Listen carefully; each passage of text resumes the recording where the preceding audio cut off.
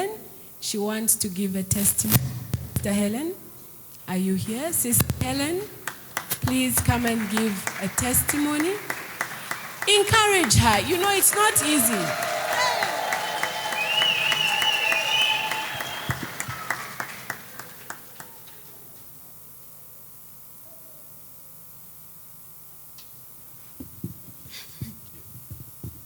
Oh my God. It's an honor to be here. I really appreciate for giving me this opportunity to stand before you. And just being part of the Women's Sunday, it means a lot. It means that I'm a woman as well. So I just want to talk about myself. And before I start, I want to take you back. We've seen kids here. Every time a child is born, everyone is excited. The mother is excited, the father, the relatives.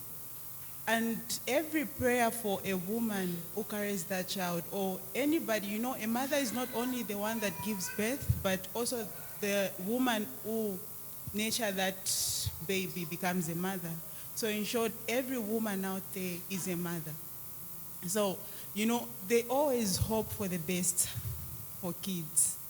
But along the way, we just lose it and we tend to be weapon against our parents because of our characters. We do a lot of things behind our parents' back to a point that it brings shame. People out there, now let me not generalize, now it's about Hellen. I'm one person that has lived without my biological parents. Both of them, I don't know them. But of course, I had people to look after me. Of course, I had well-wishers. And then along the way, I just lost it. I will not talk much about past and everything, but let me just simplify everything. So I developed an habit of drinking because wanting to forget about the traumas. I developed the habit of, you come for me, I'll come for you, disrespectfully. I never used to wait to say, this person I'm talking to is old enough to be my mother, is old enough to be my auntie. If you wrong me, I'll just crush you in words just like that. If you wrong me, I will not mind any words I will use on you. And that left me isolated because who wants to associate with someone who's disrespectful? No one. Not only that, and other things were this thing of trying to help yourself. I once encountered myself with a married man. Please, if you are here, never date a married man. Never go for any man you know that this man is married, this man has a partner. Never go to them.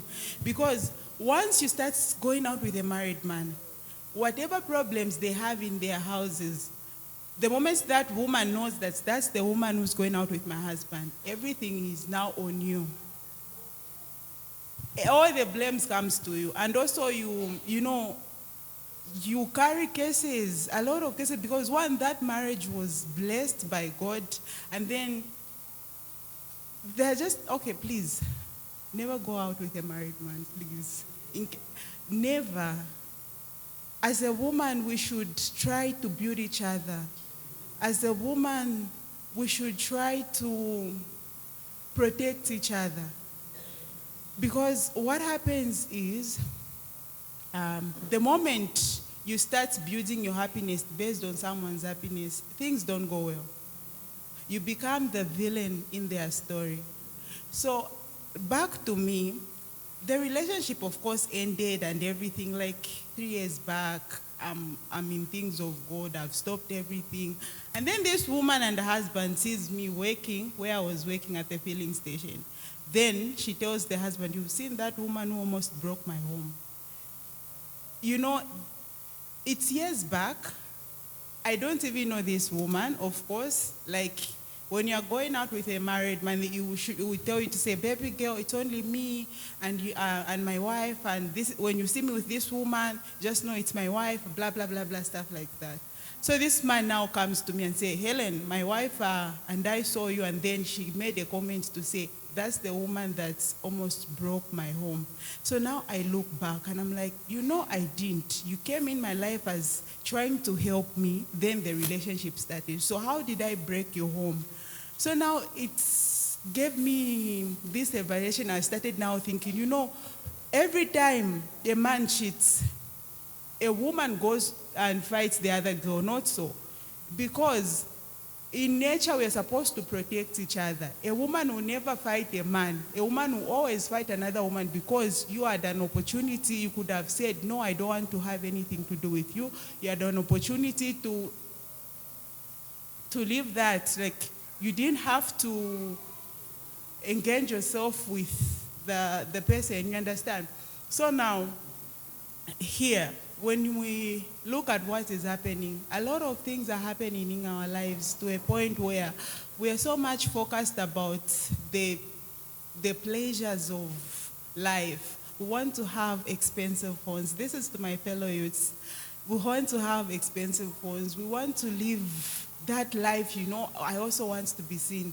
We want to try everything that is happening at an expense of selling our souls, at an expense of destroying other people's homes, at an expense of bringing shame to our parents. No woman out there would want to see their child in wrong hands, in wrong characters, but we have failed these parents of ours. So I came here today to just let you know that if me, Helen, God can still use me, Helen, who used to drink, me, Helen, who never had boundaries when it comes to who I should date, me, Helen, who would even smoke. Yes, when we go out there, a lot of things happen. We would smoke shisha and all that. So if me, Helen, still God can use me and come to say, my child, enough is enough. You need to watch this.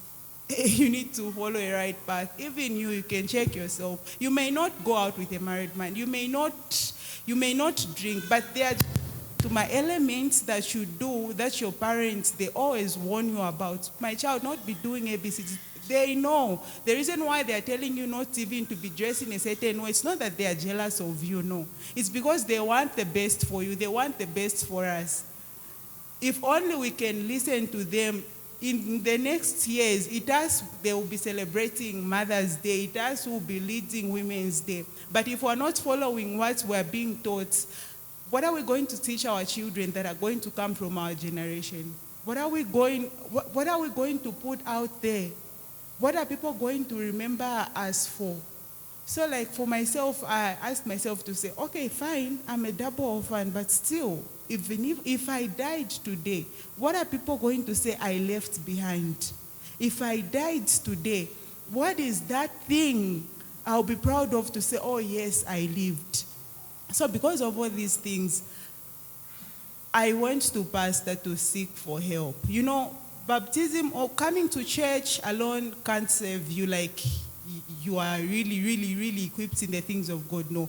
Being baptized still can't save you. But the moment you confess and take a step of changing, that's where now growth begins. So for me, I had a lot of forces that were controlling me.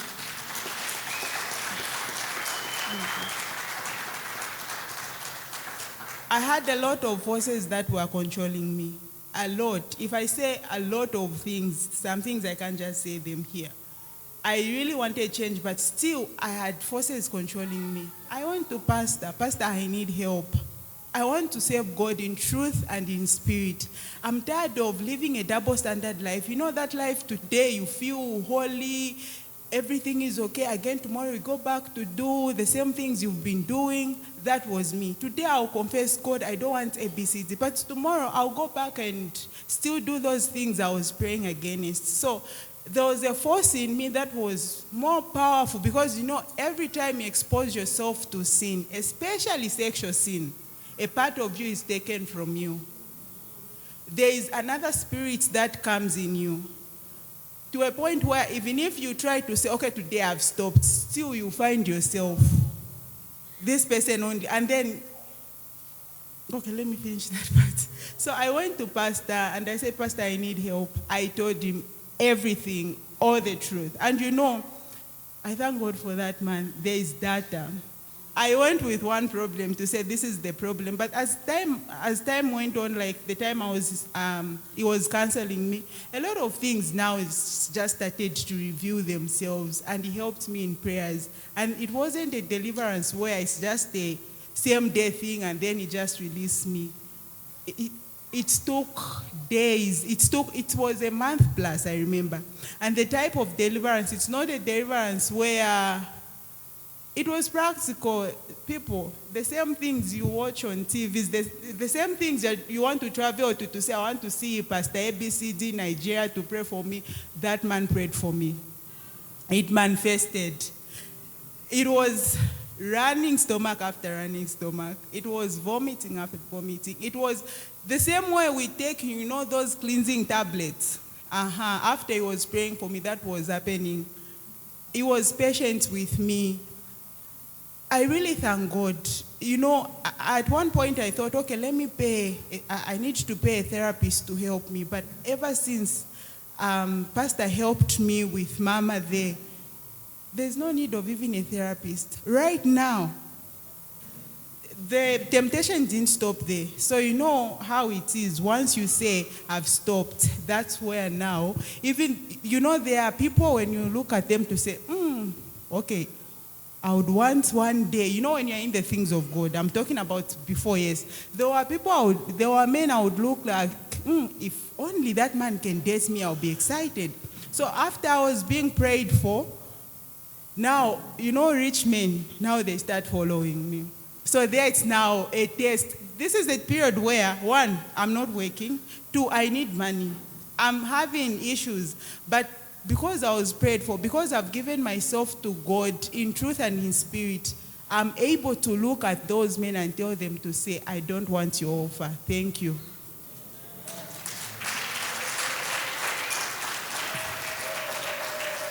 And also about my job, it was contradicting with the path I took.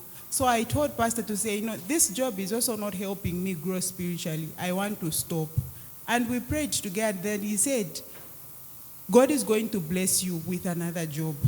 And right now, it doesn't mean that after taking this path, everything will be flowing okay, you'll be having things on the silver platter. No, this is where now you'll be tested. You need to be strong in God. And for sure, God has been helping me. There are jobs offers that I've turned down that comes with sexual benefits. There are a lot of things where, you don't even have food. You don't even have money for rentals, but you just look at this person and say, no, thank you, I don't want. And you don't even feel bad about it. I've had this peace in me that I never had before. I'm one person who was finding peace in luxury. If I want to feel good, I'll go get myself an expensive wig. If I want to feel good, I'll go get myself expensive phones to a point where I even reached to iPhone 16 Pro Max, and right now I'm using S25 Ultra, right? So I'm one person who loved quality things, yes. But still, there was no happiness. There was not that fulfillment. Today I want this, I get it. Again, tomorrow I want. So I was a slave. I found myself wasting money, wasting time on things that didn't matter. But I can assure you right now, even if I don't have certain things, there's just that inner peace in me. There's just that. There's a certain growth in me that I can't even explain. Right now, when I'm just walking, randomly people say, Auntie, how are you? Which I never used to get. Mommy, how are you? Just that respect. There's just this respect that God has replaced my life with, that I'm so much in love with. And I'm encouraging you there. There's nothing God that can never do in your life. Even if it's drinking addiction, fornication addiction, anything, God still wants you. You're still usable.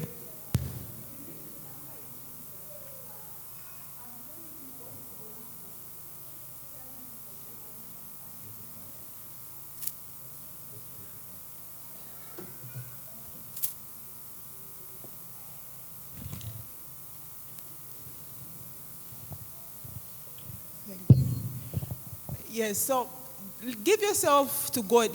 Sometimes inspiration is not about my neighbor. If my neighbor can do it, even me, I can. No, no, no, no. Salvation is personal, and we don't know when we're going to die. With having a careless life, there are a lot of things that comes with it. It's not only maybe you just wake up and say, okay, I've stopped. Having multiple partners comes with diseases. I can assure you this, someone who's not sexually active, like for a girl, you never find them having, no, we have fungal and ABCD, no. But the moment you start engaging yourself in sexual activities, trust me, it's an entity of all the diseases.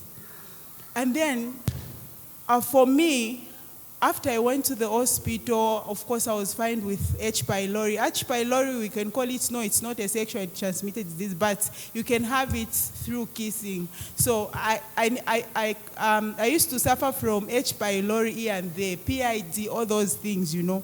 So if you're not living clean, if you're not living right, there are a lot of consequences.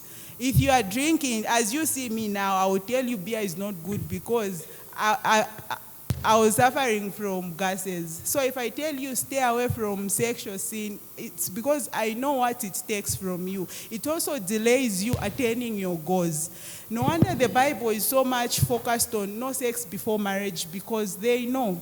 No, and then if you can attest with me, in my age group, we have faced so many disappointments, of which it's us who have made ourselves to have those disappointments, because of how we dress. We attract men that only want to use us and not men who want to marry us.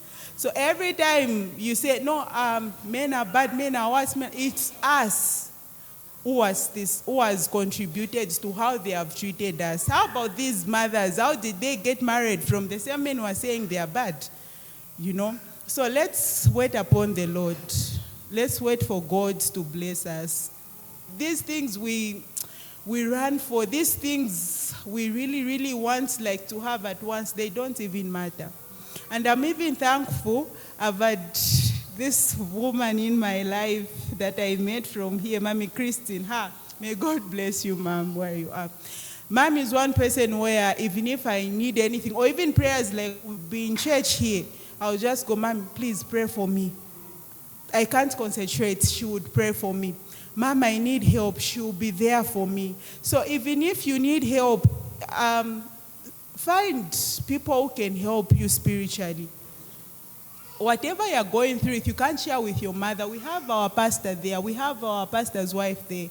You can talk to them. Find anyone, anything, nothing is small spiritually. Anything you want God to help you on, please seek for help. It's really important. On your own, you can't do it. Believe you me. I really thank God for everything. Thank you.